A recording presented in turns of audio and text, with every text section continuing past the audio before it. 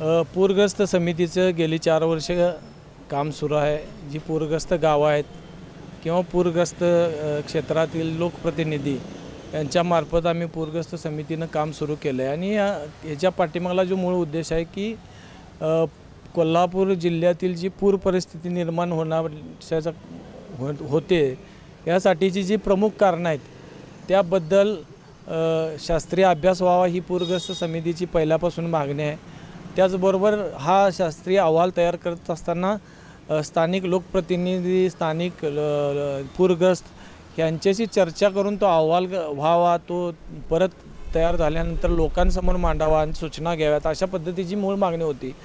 आणि त्या पद्धतीनं जर काम झालं असतं तर आज 19 पासून आज 2024 5 वर्षे झाली, अजूनही त्या संदर्भानं काही कार्यवाही झालेली नाही।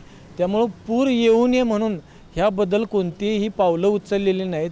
ह्याकडं आम्ही आज पूरग्रस्त समिती लक्ष वेधू इच्छितो आहे। आणि त्याचंच उदाहरण म्हणून की नॅशनल हायवेचं सुद्धा जे रुंदीकरण चालू होतं ते रुंदीकरणसुद्धा भराव टाकून चालू होतं आणि तेव्हा पूरग्रस्त समितीनं डिसेंबर 23मध्ये त्याच्यावर आंदोलन केलं। मग त्यानंतर हे